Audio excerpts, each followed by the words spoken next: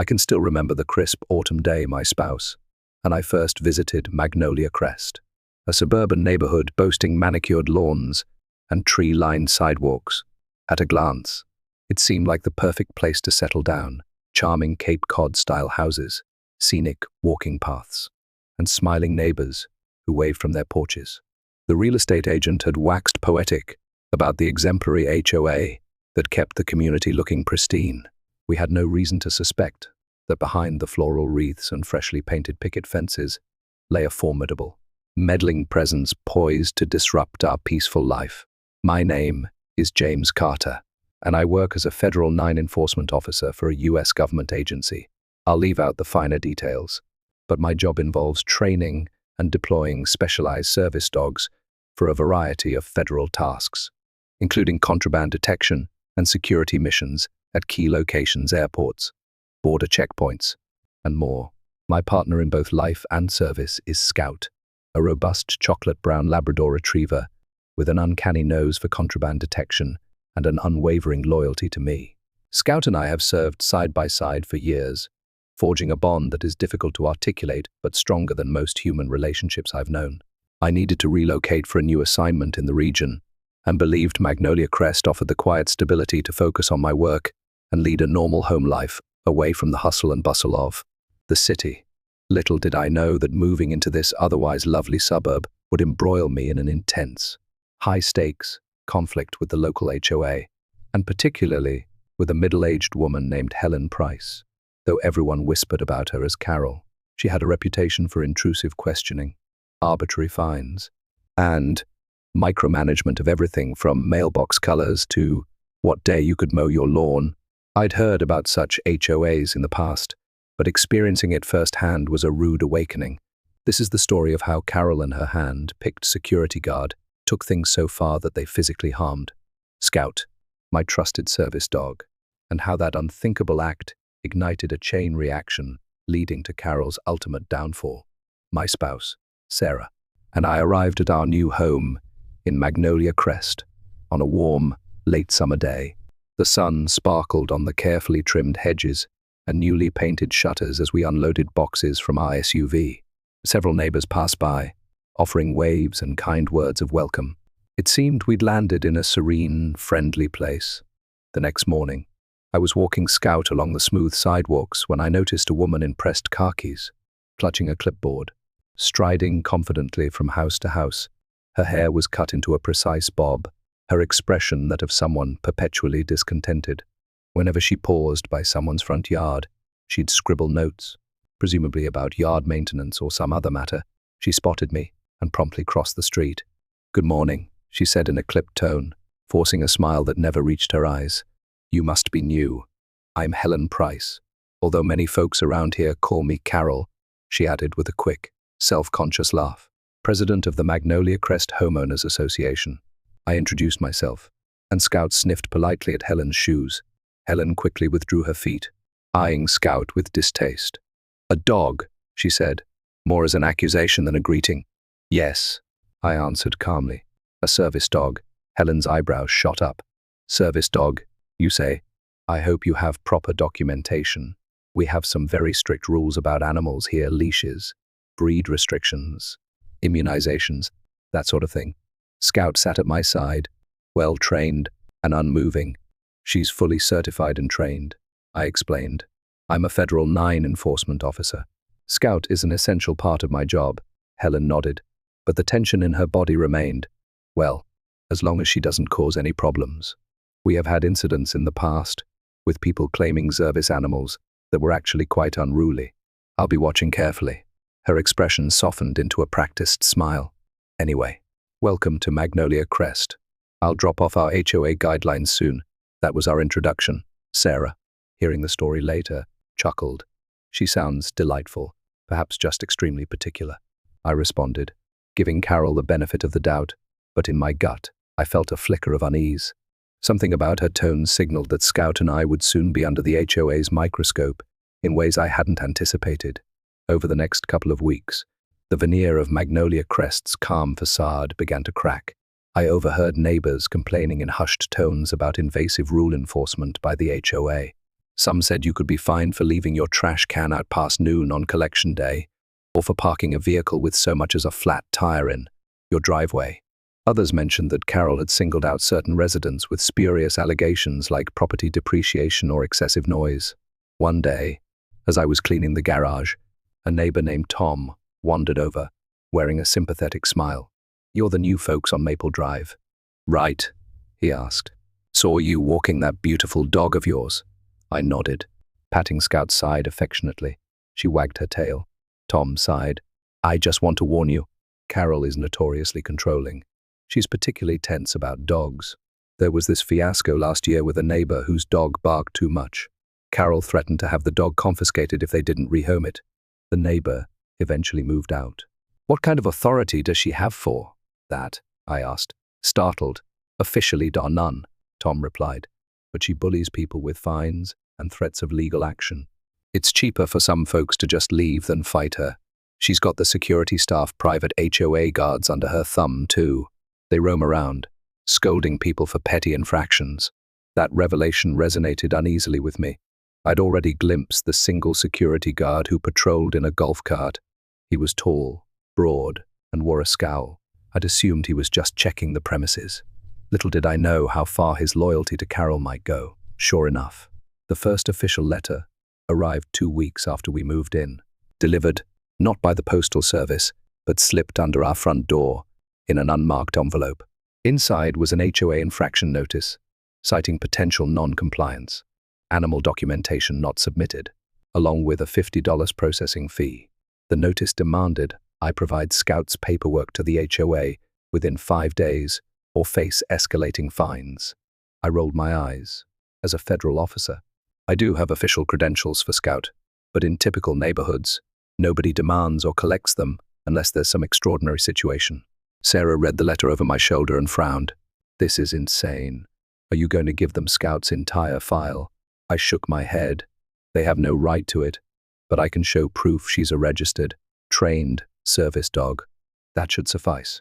So, I visited the HOA office, a small, windowless room attached to the clubhouse. Carol sat behind a desk, her back ramrod straight, eyeing me as I entered. "James," she greeted, "I see you got our notice." "Yes," I replied, forcing courtesy. "You want Scout's certification. Here." I placed a photocopy of Scout's official service dog ID on the desk, along with a vet certificate, confirming her vaccinations. "She's fully compliant." Carol took the papers, scanning them with narrowed eyes. "I'll need to confirm the validity," she said stiffly. "These look legitimate, but we have had fakes before." That stoked my annoyance. "Feel free," I replied. "In fact, here's the contact information for my agency. They can verify everything." Carol pursed her lips at the mention of a federal agency. "We try to keep things local. No need to involve external entities in our community's business." She clipped the papers into a folder. "I trust there will be no problems with your dog. Then, if Scout disturbs any neighbors or damages property, we'll have to revisit this." I bit back a retort and left, hoping that would be the end of it. Spoiler alert, it wasn't.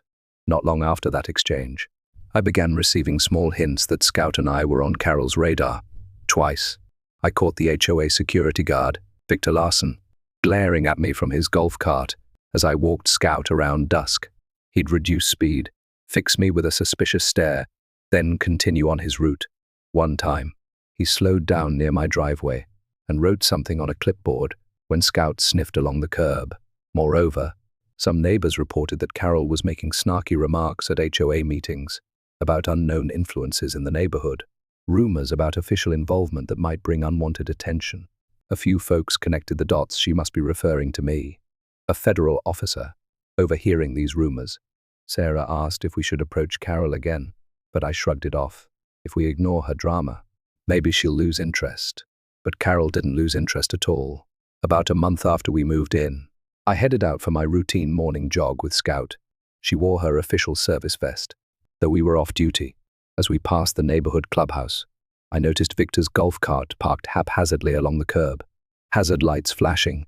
I gave it little thought until Scout stiffened, ears perked, and I heard shouts. A middle-aged woman, later identified as Miss Pendleton, was arguing with Victor near the clubhouse entrance. Victor's posture was aggressive, towering over her as though trying to intimidate her. I couldn't make out every word, but I heard Miss Pendleton cry out, "You can't tow my car over an expired permit. I'm a long-time resident." Then she noticed me approaching and lowered her voice, presumably not wanting to create a larger scene. Curiosity piqued. I slowed my pace. As soon as Victor spotted Scout and me, his scowl deepened. He said something curt to Miss Pendleton, then started marching toward me. "Hey, federal officer," he sneered. "You always bring that beast around to eavesdrop on private conversations." I raised an eyebrow. "I'm just out for a jog. Is there a problem?" Victor glanced down at Scout, who remained calmly at my side. "Keep your dog in check. This is official HOA business." I felt annoyance prickle. Scout is no threat. She's well trained. You, on the other hand, are out here yelling at residents. "Everything okay?" His face darkened, and he stepped closer, fists clenched. "Don't get smart with me. You might have fed Carol some fancy credentials, but I enforce the rules on these streets." One step forward, and Scout instinctively moved between us. I placed a hand on her harness to keep her calm. My adrenaline spiked. I was used to dealing with hostility in professional settings, but not in a suburban neighborhood from a renegade guard. Taking a deep breath, I said, "Listen, if there's an issue, I suggest you address it politely. No one's looking for a fight." Victor seemed to consider his response, then spat on the ground. "Yeah, that's right. Keep your nose clean." With that, he turned on his heel and stomped back to Miss Pendleton, who was now hurriedly walking away. Scout and I resumed our jog, unsettled. I couldn't shake the feeling that something was brewing, especially given Victor's aggression.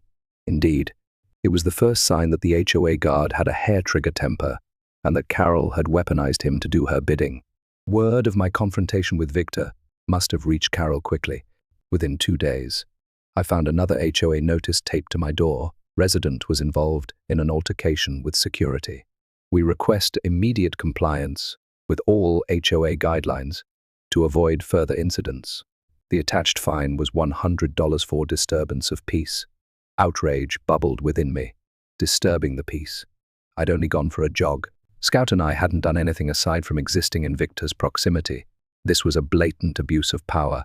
Sarah, ever level-headed, recommended we contact an attorney or at least appeal the fine. So, I attended an upcoming HOA meeting. Stepping inside the clubhouse's modest meeting hall, the space was bright, with rows of folding chairs facing a long table where Carol and 2 other board members sat. Victor lingered near the back, arms folded, eyes locked on me like I was a wanted criminal. The moment I raised my hand during the open floor to question the fine, Carol forced a polite smile. "Ah, Mr.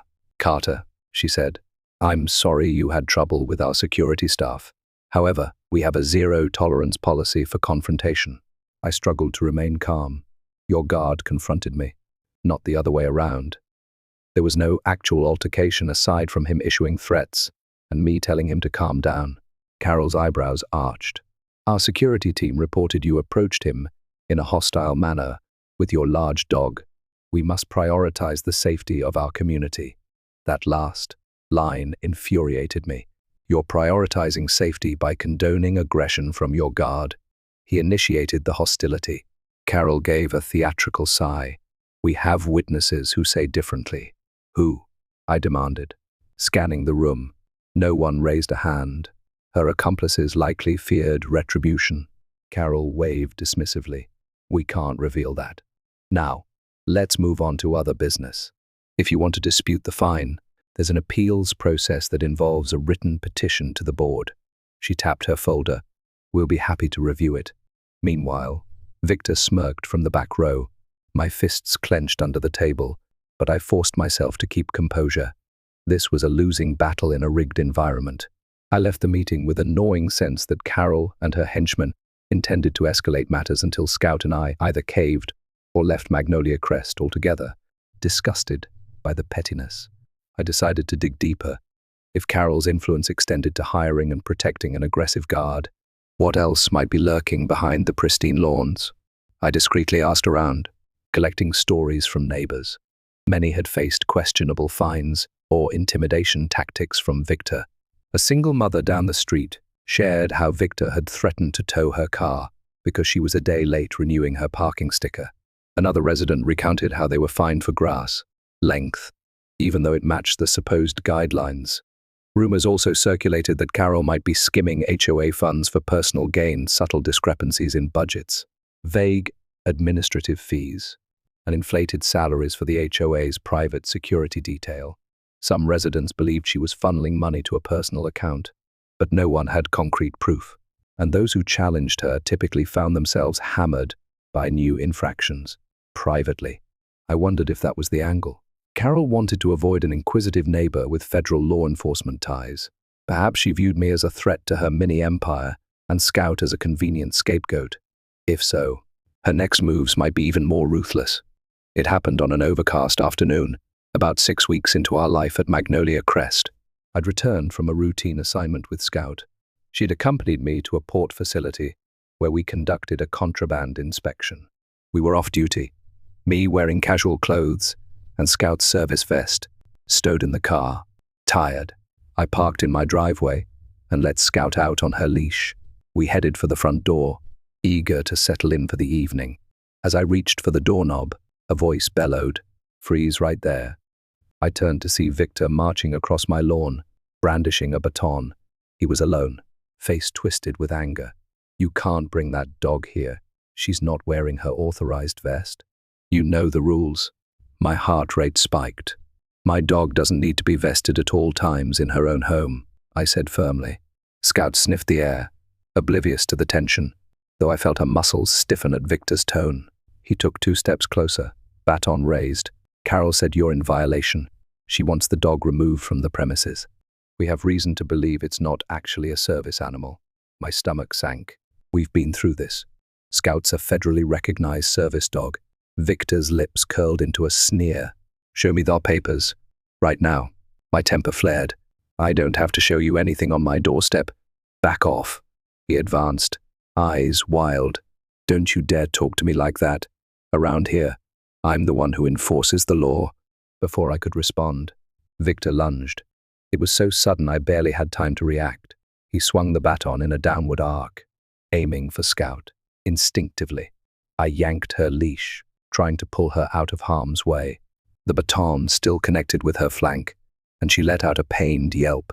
Fury exploded in my chest. "How dare you?" I shouted, stepping between Scout and Victor. But Victor, fueled by madness or hate, raised the baton for another strike. Scout cowered, ears flattened. Adrenaline tore through me, and I quickly disarmed him with a trained maneuver, hooking his wrist and forcing him to drop the baton. He stumbled, rage contorting his face. "You assaulted my service dog," I roared, my voice echoing across the yard. Victor recovered his balance and balled his fists. "I'll do it again if you don't leave. You aren't welcome here." At that moment, Carol appeared, scurrying down the sidewalk. She took in the sight, Victor panting, baton on the ground, me shielding Scout. Instead of horror, I saw a flicker of satisfaction on her face. "Victor," she barked, "restrain that dog. If it tries anything, we can't allow a violent animal on our property." I stared in disbelief. Scout was trembling, whimpering from the blow. "There was no violence here except from them," I said. "You're insane," I hissed. Carol set her jaw. "I'll be contacting the authorities. You've attacked our security guard. That dog is out of control." Neighbors were starting to gather at the edges of their lawns, witnessing the chaos. My mind spun. Scout needed medical attention. Her flank was visibly bruised, possibly worse. I inhaled, forcing composure. "Step away from my property," I warned. "This assault has gone far enough. I'm calling the real police." Carol smirked. "Fine. We have nothing to hide. The law will side with us." But oh, how wrong she was. I dialed 911, explaining that an armed security guard had assaulted my service dog, that I was a federal officer, and that the aggressor was still on site. Several minutes later, local police cruisers arrived, lights flashing. I also notified my immediate supervisor, telling them I'd been involved in an incident that might require official statements, especially if Scout was harmed. Victor tried to spin a tale of self-defense, claiming Scout lunged at him and he only struck preemptively to protect himself. Carol backed him up. insisting they'd feared for their safety. However, at least 2 neighbors had witnessed the attack from their windows and contradicted the story. They told the police Scout was calm, that Victor initiated aggression. The police took everyone's statements. Meanwhile, Scout was whimpering, pressing her body against my leg. My heart clenched with worry. An officer advised me to take her for veterinary care immediately. They also suggested I remain available for further questioning. Carol attempted to have me arrested, screeching that I'd assaulted Victor, but the police, seeing no evidence Scout or I had started anything, declined to act on her demands. As the situation wound down, paramedics arrived for Victor, who was complaining of wrist pain from me disarming him. I left him ranting, hopped into my car with Scout, and rushed her to an emergency vet. My mind whirled. The final look Carol gave me chilled my blood and undisguised hatred, as if she saw me as an existential threat to her domain. Scout's injuries turned out to be bruises and a hairline fracture in one rib. The vet assured me she'd recover with rest and pain medication. Still, seeing my loyal partner in distress broke me inside. Sarah arrived at the clinic, tears in her eyes, stroking Scout's ears. "I can't believe they did this," she whispered. Word traveled quickly through my agency that Scout, one of our highly trained canines, had been assaulted. Senior staff contacted me, outraged, and insisted we file official charges.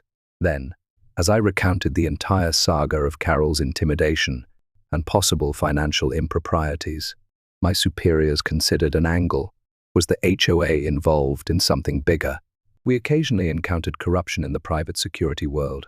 If Carol and Victor had stepped so far as to assault a federal 9, maybe they were part of a larger ring or misusing funds.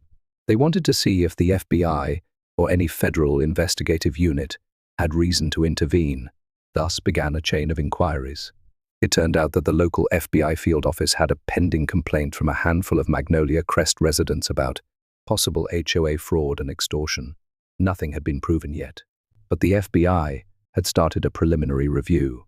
Our incident and assault on a federal enforcement officer's dog proved to be the tipping point that turned the FBI's mild interest into active investigation. Within a week, 2 FBI agents interviewed me in person.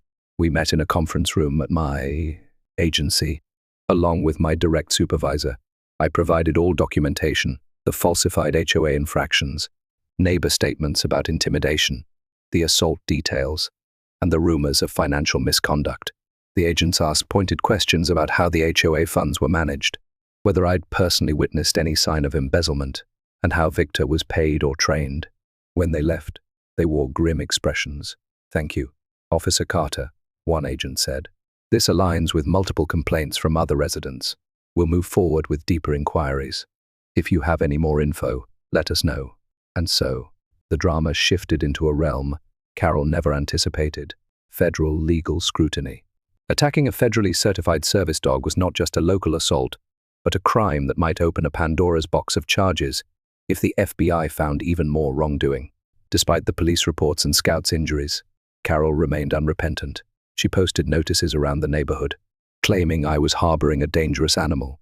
She demanded an emergency HOA meeting to vote on mandatory removal of any dog with a violent history. A pamphlet left in my mailbox used the phrase "public health threat," featuring a crude silhouette of a snarling dog that looked nothing like Scout. Meanwhile, Victor was back on patrol within a few days, brandishing his baton more boldly than ever. I suspect he was under the impression that Carol's power would shield him from serious repercussions. He eyed me with open hostility each time we crossed paths, muttering insults under his breath. One afternoon, as I walked Scout, now sporting bandages and moving gingerly, Victor revved the golf cart engine near us, presumably to scare her. Scout flinched, and I felt my blood boil, but I refused to give him the satisfaction of a response. Unbeknownst to Carol and Victor, the FBI was quietly assembling a case. The neighbors I'd spoken with began receiving official interviews, discreet phone calls, questions about HOA finances, suspicious fees, Carol's leadership history, and possible intimidation tactics. A sense of tension pervaded Magnolia Crest. Some residents sided with Carol out of fear or loyalty, while others smelled a coming storm. I tried to focus on Scout's recovery and my official duties. She improved steadily, though more slowly than I wished. The entire fiasco weighed on me emotionally. Scout was not just a working dog, but my partner, friend, and daily companion. Seeing her whine or limp made me seethe with the urge to see justice served. Carol scheduled her special emergency meeting for a Thursday evening in the clubhouse. Residents gathered in a tense hush, many there out of shock or curiosity. Sarah came with me, wearing a determined look. Scout, though typically welcome in public spaces, was resting at home under a friend's care. No way would I subject her to more hostility. We arrived to find the room buzzing with uneasy conversation. Carol sat at the head table, flanked by 2 board members, and Victor, who stood at the side like some personal bodyguard. She banged a gavel to call the meeting to order, feigning the gravitas of a judge. "We have a serious crisis," she began, face solemn. "A resident has an animal with a record of aggression toward our security staff. This endangers all neighbors. Our HOA must decide whether to implement an immediate ban on any dog that's attacked or threatened an employee." A man in the front row raised his hand. "Carol, we all heard that the guard attacked the dog, and that the dog is an official service animal. So, what are you talking about?" Carol's eyes flashed annoyance. "That is misinformation. Our security staff reported being threatened. We have a duty of care to keep Magnolia Crest safe." I stood, voice projecting so all could hear. "I'm James Carter. My dog, Scout, was the one assaulted, not the other way around. She is a federal service dog with no history of aggression. Witnesses confirm your guard initiated violence." Carol clenched her jaw. "Sit down, Mr. Carter. You've caused enough trouble." A ripple of protest traveled through the audience.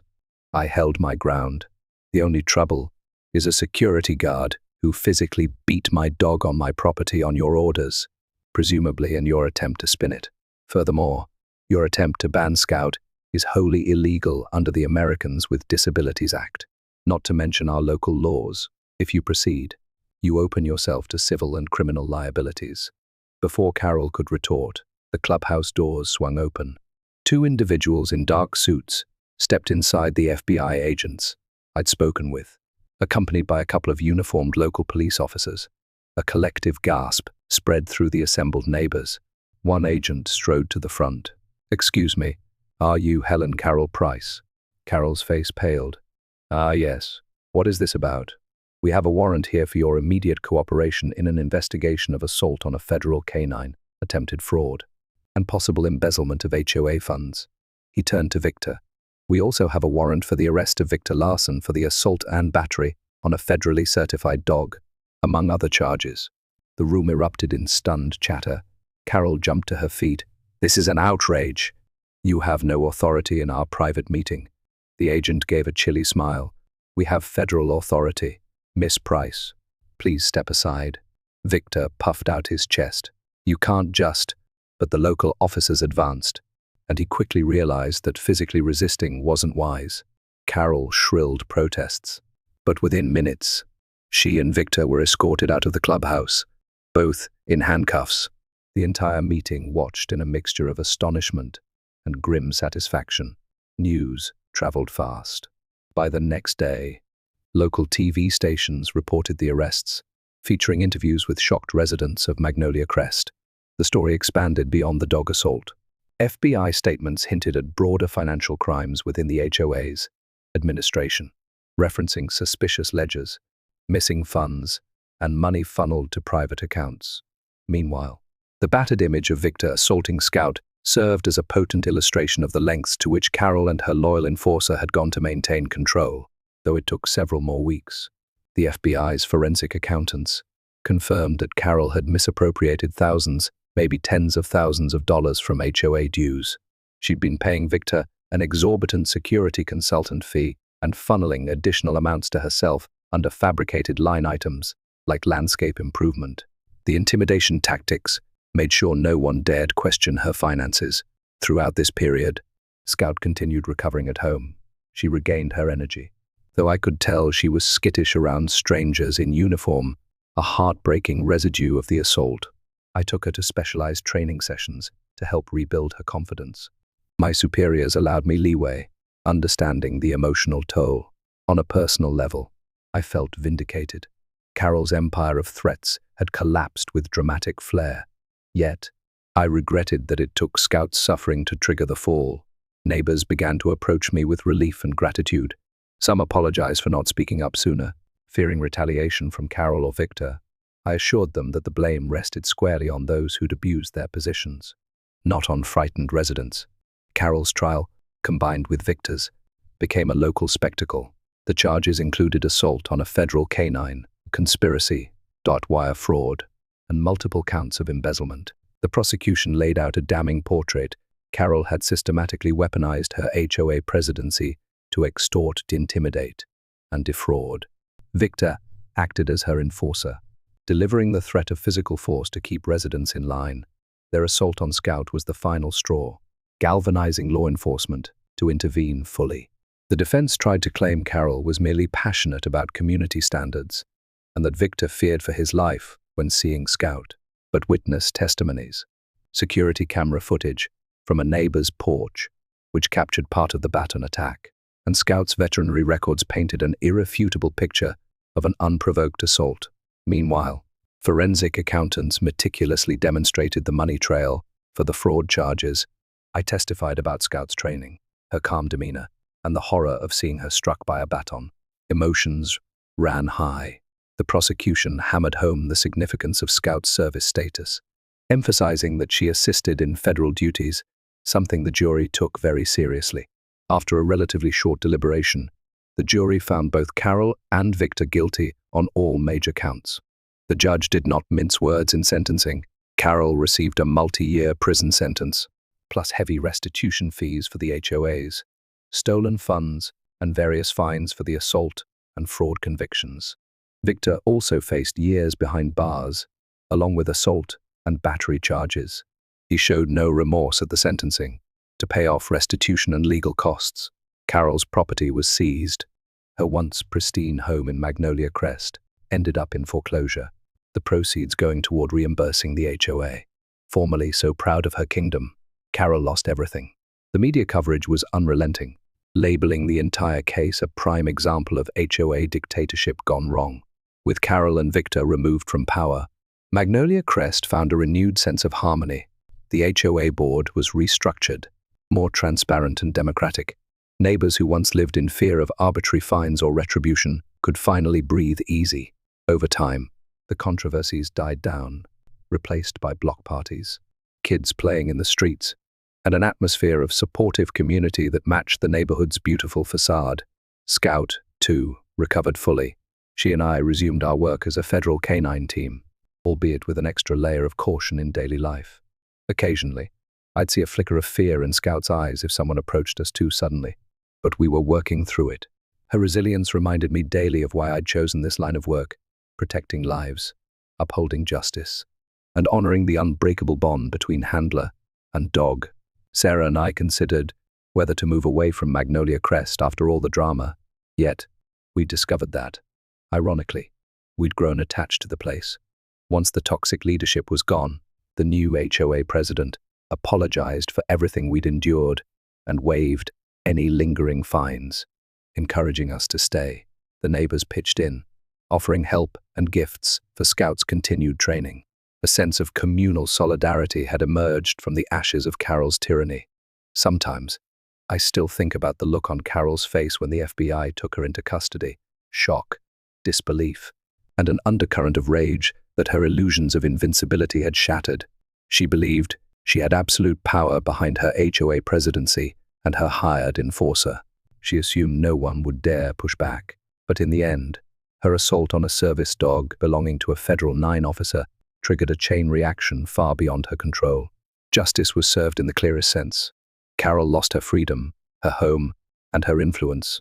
Victor, likewise, was stripped of the authority he had abused. Meanwhile, Scout and I overcame the trauma and kept doing what we do best, working together to protect the public.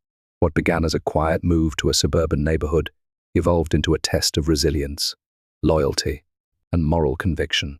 I never expected an HOA drama to intersect so violently with my professional life. Nor did I expect Scout, my steadfast partner, to become a target. But out of the darkness came clarity. Small tyrannies crumble when faced with truth and lawful action, and real communities grow stronger when they stand united against oppression. In the final reckoning, Carol paid dearly for her hubris. She wasn't simply fined or reprimanded, she was placed behind bars, stripped of property, and left with a legacy as the woman who tried to dominate an entire neighborhood and physically harmed a federal service dog. If there's a moral to the story, it's that bullies, no matter how powerful they appear, eventually face the music. And for Scout, her scars eventually healed, reminding us both that courage and loyalty can overcome any blow, no matter how brutal.